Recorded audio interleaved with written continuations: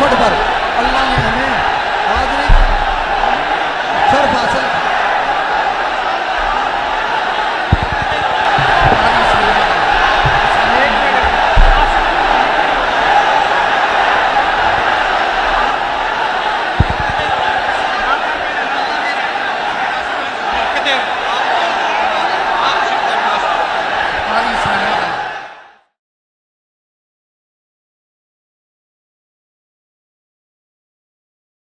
السلام علیکم ورحمۃ اللہ لا حول ولا قوة الا باللہ حسبنا اللہ ونعم الوکیل یا حی یا قیوم برحمتک استغیث لا الہ الا انت سبحانک انی کنت من الظالمین ربنا آتنا من لدنک رحمہ وَهِيِّئْ لَنَا مِنْ أَمْرِنَا رَشَدًا اللهم صل على محمد وعلى آل محمد. السلام علیکم. وعلیکم السلام. پچھلے دنوں داتا دربار پہ بریلوی مفتی شمشیر اعلیٰ حضرت، میں کہ شیر اعلیٰ حضرت ہے، شمشیر تلوار، ظاہر ہے جی اعلیٰ حضرت نے اسامہ الارمین جو لکھی ہے تو ان کے ماننے والے بھی تلواروں سے نیچے بات تو نہیں کریں گے. شمشیر اعلیٰ حضرت کے ساتھ جو کچھ ہوا جلالی پارٹی نے کیا، اس حوالے سے آپ کا کیا موقف ہے؟ یہ تو واقعات بڑھیں گے میرے بھائی، یہ پہلے بھی ہوتے تھے لیکن پبلکلی رپورٹ نہیں ہوتے تھے. پروفیشنل جیلسی جو علماء کے درمیان پائی جاتی ہے نا، ایون پیروں کے درمیان، مدرسوں کے درمیان، ایک ایک مکتب فکر کے دو علماء کے درمیان جو پروفیشنل جیلسی ہے، اس کا انجام یہی ہوا کرتا ہے. پہلے یہ چیزیں پبلکلی رپورٹ نہیں ہوتی تھیں، اگر ہوتی بھی تھیں تو وہ اس خاص ایریے تک. اب چونکہ یوٹیوب میں چیزیں آ جاتی ہیں ویڈیو ریکارڈنگ کے بعد، لہٰذا اب اس سے بھاگنے کی گنجائش کوئی نہیں ہوتی. دنیا میں اختلاف کے بغیر تو کو ایگزسٹ کیا ہی نہیں جا سکتا. اللہ تعالیٰ نے انبیاء اور انبیاء کے مخالفین بھی ایک ہی وقت میں دنیا میں بسائے ہیں، تو باقیوں کو تو آپ چھوڑ دیں. تو یہ سلسلہ تو رہے گا ہمیشہ. اب جب اختلاف چلتا ہے تو دوسرے کو ڈی فیم کرنے کے لیے یہ بڑا آسان طریقہ ہوتا ہے کہ ہزاروں کے مجمع میں آپ 15-20 کمیٹڈ لوگ کھڑے کر دیں جو شور مچا دیں کہ ہم نے یہ پروگرام نہیں ہونے دینا. تو لگتا یہی ہے کہ سارے کھڑے ہو گئے. 15-20 تو وہ کھڑے ہوتے ہیں نا، پچھلے کے جو سینکڑوں لوگ ہیں نا وہ ویسے ہی کھڑے ہو جاتے ہیں کہ پتہ نہیں آگے کیا ہو گیا. اور پھر اس طریقے سے شور شرابہ کیا اور اس میں انہوں نے جوتیاں بھی لہرائیں. وہ ویڈیو آپ نے دیکھی ہے، کئی ایک جگہ پہ اپلوڈ ہوئی ہے، لاکھوں لوگ دیکھ چکے ہیں. داتا صاحب کے قدموں میں حاضری کا شرف نصیب کیا ہے، اور داتا صاحب کی چوکھٹ پر اللہ نے ہمیں حاضری شرف حاصل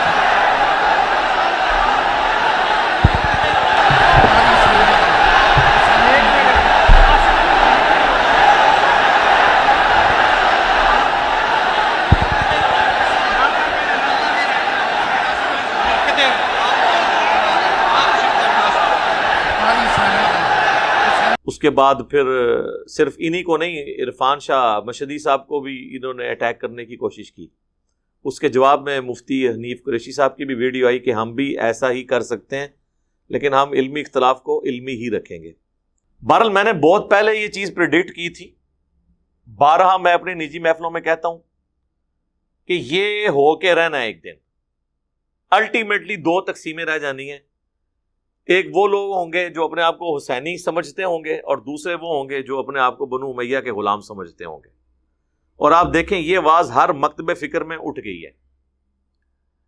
اس کو آپ کہہ لیں کہ تطہیر شروع ہو گئی ہے. سب سے پہلے تو میں شیعہ کے اندر آ جاتا ہوں تاکہ سنی والی باتیں تو بعد میں کروں.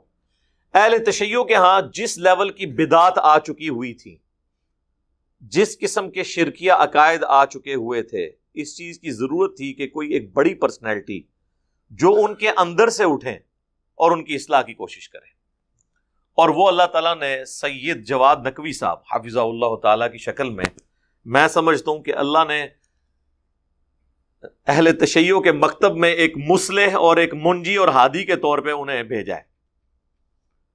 آپ دیکھیں حوصلہ بات کرنے کا. اتنے بڑے وہ عالم دین ہیں، ان کے لاکھوں میں فالوور ہیں، اتنا بڑا ان کا مدرسہ ہے. پھر گفتگو وہ ساری ورلڈ پالیٹکس پہ بھی ان کے ہر ویکینڈ پہ لیکچرز آتے ہیں اختلافی موضوعات پہ. یہی باتیں جب میں کرتا ہوں لوگوں کو بڑی بری لگتی ہیں. وہ اپنے ہزاروں کی پبلک میں، آپ ذرا دیکھیں وہاں کتنے لوگ بیٹھے ہوتے ہیں ان کے جمعے کی گیدرنگ میں، عام گیدرنگ میں کتنے لوگ ہوتے ہیں. اتنی بڑی مسجد آپ کو لاہور میں نظر نہیں آئے گی. پھر وہ ٹرپل سٹوری بنی ہوئی ہے.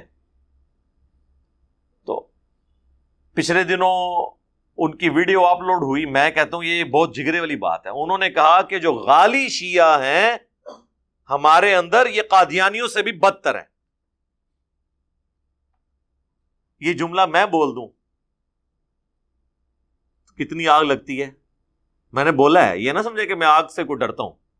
ہم تو کہتے ہیں لگے آگ. یہ آگ لگے گی تو آپ کے فرسودہ نظام جو ہے نا وہ جلے گا اور نیچے سے پھر نیا نظام سامنے آئے گا. پھر انہوں نے کہا کہ قادیانی ختم نبوت میں شرک کر رہے ہیں اور ہمارے جو غالی ہیں یہ اللہ کی ذات کے ساتھ شرک کرتے ہیں جب یہ کہتے ہیں علی اللہ یا حسین جل جلالہ.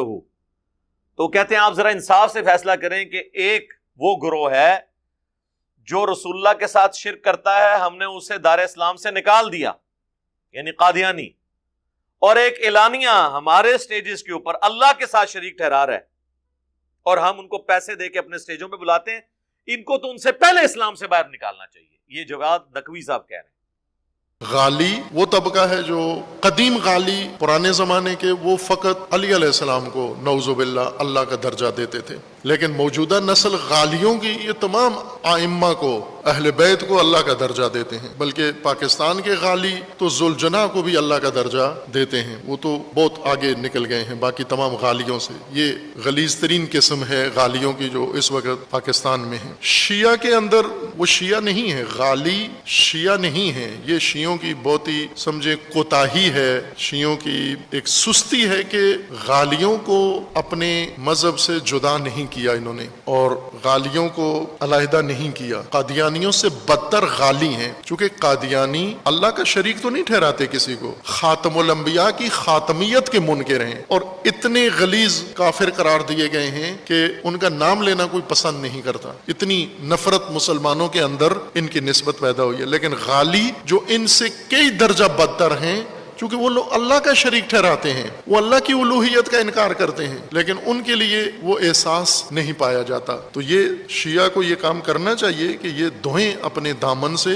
غالی نہیں ہیں، مسلمان نہیں ہیں، اسلام سے ان کا کوئی تعلق نہیں ہے. تشیع تو دور کی بات ہے. یہ شیعہ کے اندر سستی ہے اور اس کا خمیازہ شیعہ کو بھگتنا پڑتا ہے. یہ غالی جتنا شرک و کفر بکتے ہیں وہ شیعہ کے نام درج ہو رہا ہے، وہ شیعہ کے نام لکھا جا رہا ہے. شیعہ یوں کہتے ہیں، شیعہ یوں کہتے ہیں. اجل ہیں، پاک ہے دامن تشیع شرک سے، کفر سے اور ان چیزوں سے جو غالی انجام دیتے ہیں. اتنے حوصلے کی بات ہے. پھر انہوں نے اگلے دن اس سے بھی ذرا سخت باتیں کی. انہوں نے کہا کہ غالی شیعہ تو قادیانیوں سے بدتر ہیں، لیکن جو صوفیاء کا طبقہ ہے، خصوصاً انہوں نے بریلوی مکتب کی بات کی، ان کا معاملہ ہمارے غالی شیعہ سے بھی آگے بڑھ چکا ہے. اس لیے کہ غالی شیعہ تو علی کو اللہ کہتے ہیں نا، یہ کہتے ہیں کہ عبد القادر جیلانی نے اللہ کو بھی روح واپس لے لی. باقی مذاہب کے پیشوا ہیں، ان کے بارے میں جو غلو ہوتا ہے، ان کے بارے میں غلو اس سے کہیں زیادہ ہے جو غالی علی علیہ السلام کے بارے میں کرتے ہیں. مثلا حضرت غوث اعظم کے بارے میں عام آج آپ کے پاکستان میں جو ان کے معتقدین ہیں، مریدین ہیں، جو غلو شیخ عبد القادر جیلانی کے متعلق کیا جاتا ہے، اس کا 10واں حصہ بھی علی علیہ السلام کے بارے میں نہیں کیا جاتا. وہ تو بالکل اللہ سے بھی اوپر کہ اللہ نے شخص کو مار دیا، شیخ نے جا کر زندہ کر دیا. اللہ نے روکنے کی کوشش کی کہ میں نے مار دیا ہے، زندہ نہ کرو. شیخ نے کہا نہیں، یہ میرا بندہ ہے، اس کو میں نے زندہ کرنا ہے. تو نعوذ باللہ اللہ کا بات نہیں چلی، شیخ نے زندہ کر دیا. یہ غلو، اللہ سے ڈائریکٹ ٹکراؤ کرانا، جنگ کرانا، پھر شیخ کو اللہ پر غلبہ دینا، یہ غلو ہے نا. یہ سارا غلو ہے. یہی اطاعت ہے، یہی معبودیت ہے. ہاں، اب لاجیکلی سپیکنگ آپ دیکھیں نا ذرا، جب میتھمیٹیکل ایکویشنز بنتی ہیں نا پھر ویسے ہی بنتی ہیں. وہ آپ نے سنا نہیں، وہ جمال الدین قادری بغدادی صاحب کہتے ہیں کہ جی چھڑ دو عبد القادر وچ پی گیا. عبد القادر دیا میں گلاں سناواں اپنے بابے دیاں تے تواں پٹھا کر کر ماراں. میں تو اللہ دی قسم ڈردا جڑیاں گلاں بابے غوث پاک نے فرمائیاں. آپ دا ایک مرید ہو گیا فوت، ہن سنو، فرماتے ہیں ایک بندہ فوت ہو گیا تو اس کی قبر میں جب فرشتے اس کو عذاب دینے لگے نا گر سے، تو بابا اور چلے گئے قبر. ہن مرزا جیلمی بولے گا اچھے غوث پاک کہاں سے چلے گئے؟ ایک کتے دے دماغ میں جو پاؤنک تو سوا ککھ نہیں آؤں. کتے دے دماغ میں جو پاؤنک تو سوا ککھ نہیں آؤں، ککھ نہیں آؤں کہ کیسے یہ قبر سے نکلے گئے.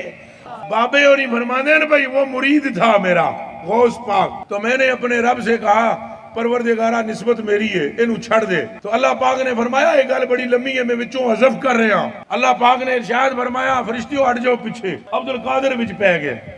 اللہ اکبر. یعنی جس طرح دو پلوان اکھاڑے میں اتر آئے ہیں، تو مجھے بتائیں کہ دو پلوان اکھاڑے میں اتریں اور ایک اپنی بات منوا لے دوسرے سے، اس کا ڈیسیژن چینج کروا لے، تو تگڑا کون ہوا؟ جو ڈیسیژن چینج کرائے، یعنی عبد القادر جیلانی. اور کمزور کون ہوا؟ اللہ. یہی رزلٹ نکال رہے ہیں نا اس سے. ہاں یہی ہے. قرآن تو کہتا ہے کہ کوئی نبی بھی دھونسنی کے کسی طرح اللہ تعالیٰ کے اوپر کر سکتا. کوئی شخص اللہ کے حضور کسی کی سفارش نہیں کر سکتا مگر اس کے اذن سے. سورہ الزمر میں آیا کہ اے نبی جن کے لیے عذاب کا فیصلہ ہو چکا کیا تم انہیں آگ سے بچا لو گے؟ اتنی بڑی بات. سورۃ البقرہ میں آیا اے نبی ہم آپ سے نہیں پوچھیں گے لوگ جہنم میں کیوں چلے گئے، آپ کا کام صرف دعوت پہنچانا ہے. سر کتابوں کا خدا تو بڑا ڈڈ ہے، وہ تو گفتگو اس سٹائل میں کرتا ہے کہ وہ کہتا ہے کہ میرے ساتھ کیا میرے قریب بھی کسی کو نہیں لے کے آنا. پھر نبی علیہ السلام کے مبارک زبان سے کہلوایا جا رہا ہے قل ارائیتم ان اہلکنی اللہ ومن معی او رحمنا فمن یجیر الکافرین من عذاب علیم. اے نبی تم فرماؤ کہ اگر اللہ تعالیٰ مجھے اور میرے ساتھیوں کو، میرے اصحاب کو ہلاک کر دے، یہ بفرض محال سمجھانے کے لیے، تو بتاؤ کافر اپنے آپ کو اللہ کے عذاب سے کیسے بچا سکتے ہیں؟ ان کو کون بچانے والا ہوگا؟ یعنی ہم بھی اس چیز سے ڈرتے ہیں کہ ہم بھی اللہ کی نافرمانی کریں تو اللہ ہمیں بھی پکڑ سکتا ہے.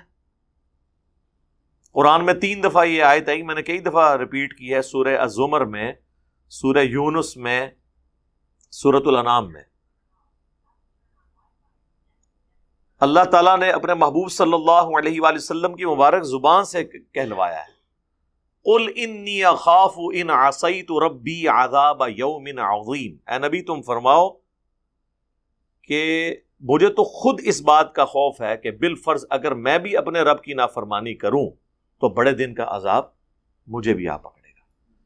تو یہ غلوف والا مسئلہ آپ دیکھیں انبیاء کے ساتھ ہی ہوا ہے. ظاہر ہے انبیاء کو ہی اللہ کے ساتھ شریک ٹھہرایا جائے گا، اللہ کے نیک بندوں کو. ظاہر ہے اللہ کے دشمنوں کو تو نہیں ٹھہرایا جائے گا. حضرت عیسیٰ ابن مریم کے بارے میں ڈیوینٹی کلیم ہوئی ہے نا،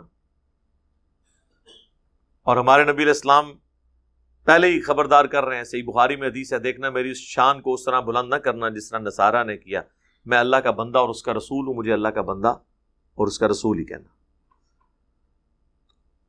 اہل تشیع میں یعنی اس طرح ایک اسکالر دیوبند میں آپ دیکھ لیں، مولانا طارق جمید صاحب نے بھی تھنک آؤٹ آف باکس کیا اور اہل البیت کے حوالے سے انہوں نے ایک واضح سٹانس لیا. من کنت مولاہ فہذا علی مولا، یہ حدیث بیان کی. پھر سیدنا علی کے فضائل بیان کیے. حضرت علی کے بارے میں اللہ کے نبی نے فرمایا من کنت مولاہ فعلی مولاہ، جس کا میں مولا ہوں علی اس کا مولا ہے. اور یہاں مولا سے مراد دوست نہیں ہے، یہ ہم دوست کا ترجمہ کرتے ہیں آقا، سردار. جس کا میں سردار ہوں علی اس کے سردار ہیں. یہ چند دن پہلے مجھے خیال آیا کہ ہمیں حضرت علی نہیں کہنا چاہیے، ہمیں مولا علی کہنا چاہیے، کہ میرے نبی ان کو ہمارا مولا بنا کے گئے ہیں. ہم سمجھتے ہیں صرف یہ شیعہ کہتے ہیں مولا علی، وہ صحیح کہتے ہیں. آپ سب کے 6 روپے میں حیرانی دیکھ رہا ہوں، حالانکہ میں آپ کو صحیح حدیث پیش کر رہا ہوں. من کنت مولاہ فعلی مولاہ، جس کا میں مولا ہوں علی اس کا مولا ہے. تو میں اب حضرت علی نہیں کہتا، میں کہتا ہوں مولا علی، کہ ان کا حق ہے. لیکن اس کے بعد انہوں نے یہ رزلٹ نہیں نکالا کہ مولا علی کو آپ نے مدد کے لیے پکارنا ہے. انہوں نے کہا کہ سیدنا علی سے ہماری عقیدت ہونی چاہیے، اللہ کے نبی علیہ السلام نے انہیں ہمارا سرپرست بنایا ہے، بس عقیدت کا ایک معاملہ ہے. باقی یہ تو نہیں، مشکل کشا تو اللہ ہے. مولا علی بھی اللہ کو پکارتے تھے، ہمیں بھی اللہ ہی کو پکارنا ہے۔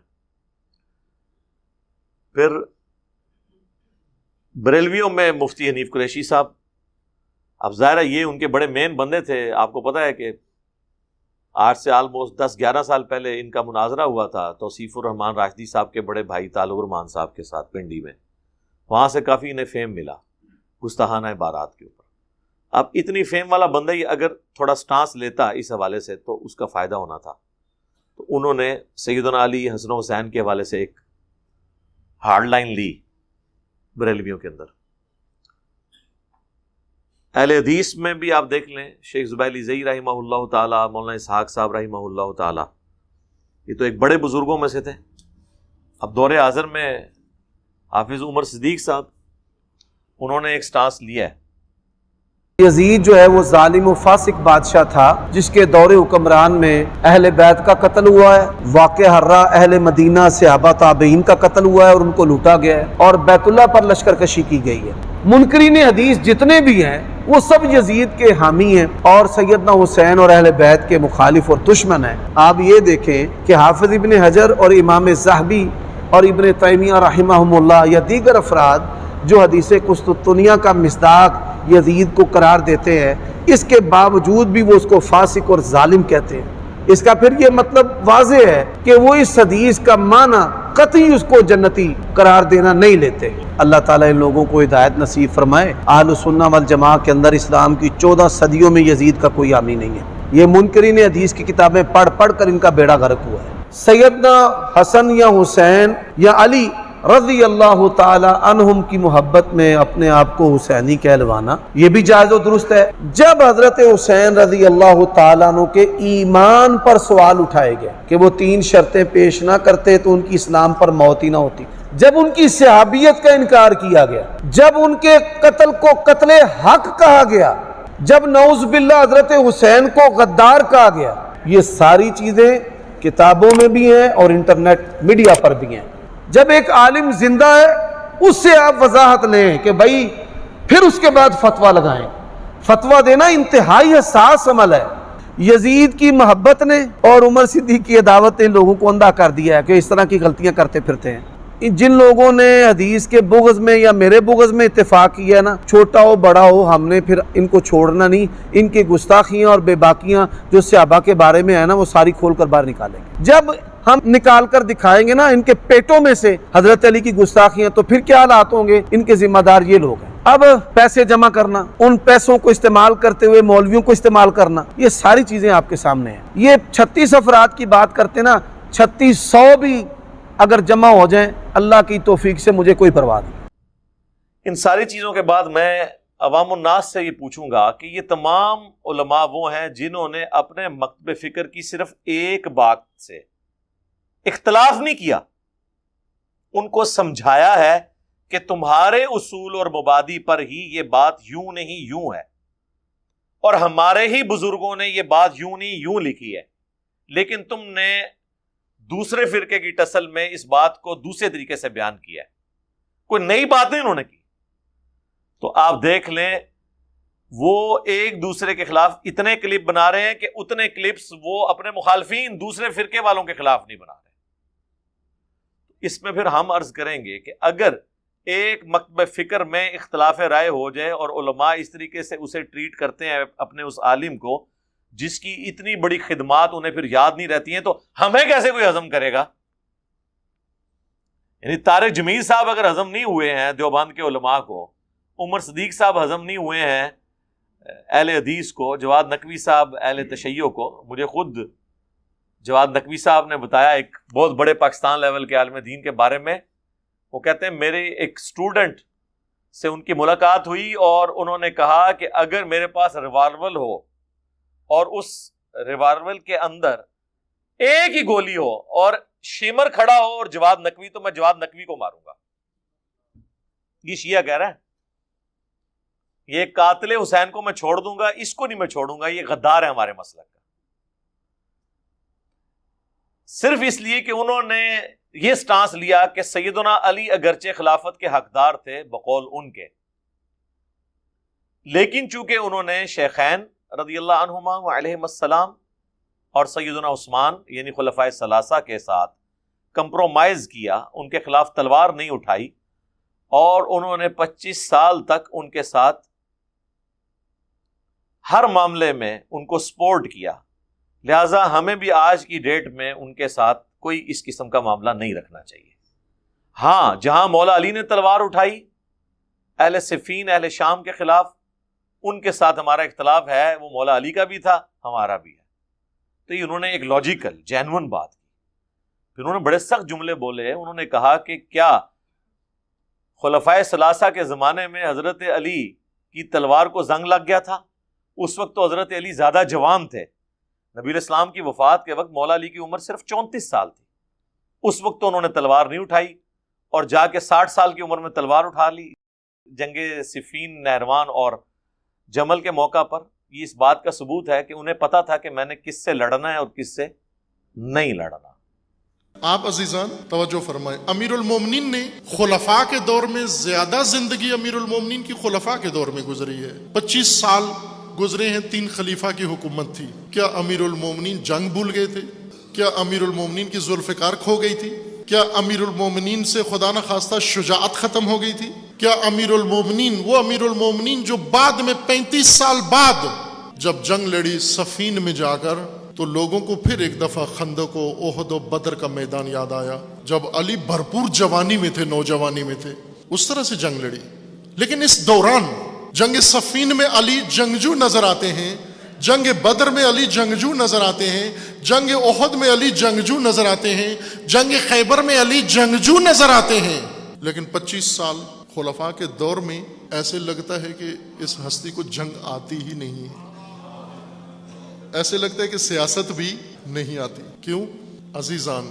یہ اس لیے نہیں تھا کہ علی جنگ نہیں جانتے تھے، یہ اس لیے نہیں تھا کہ علی اپنا حق نہیں سمجھتے تھے.